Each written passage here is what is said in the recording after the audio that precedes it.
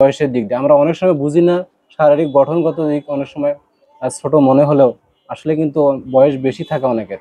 তখন আমি কিন্তু মনে করেছিলাম যে 7-8 হয়তো বা পড়বে। আমরা অনেক সময় কিন্তু বয়সে ছোট হলেও কিন্তু তার তুমি বা এরকম অনেক করে বলি, কিন্তু বয়সে ছোট হলেও আমাদের কিন্তু আপনি বলে প্রথমে সম্বোধন করা উচিত।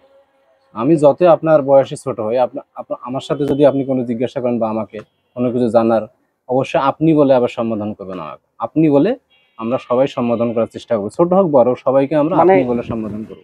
এই কথাটা থেকে আমরা বুঝতে পারলাম যে আমরা ছোট হই বড় হই সবাই সবাইকে সম্মান দেই, তাইলে সম্মান পাবো, সেটাই তো কথা, তাই না? এখানেও একটা ঘটনা আছে, আমি ঘটনাটা শেয়ার করি। আমি ক্যাম্পাসের ঘটনা, বয়সে অনেক ছোট মনে হচ্ছে এরকম একটা ছোট ভাইকে আমি দেখেছিলাম এবং তাকে আমি তুমি করে জিজ্ঞেস করেছিলাম, তুমি কোন ক্লাসে পড়ো?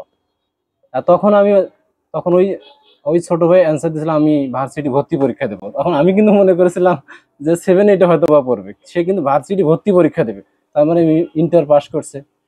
তার মানে তাকে আমার আপনি বলেই সম্বোধন করা উচিত ছিল, যে তুমি করে কিন্তু আমি বলছি। সে কিন্তু অনেক হাই লেভেলে চলে গেছে বয়সের দিক দিয়ে আমরা অনেক সময় বুঝি না, শারীরিক গঠনগত দিক অনেক সময় ছোট মনে হলেও আসলে কিন্তু বয়স বেশি থাকে অনেকের।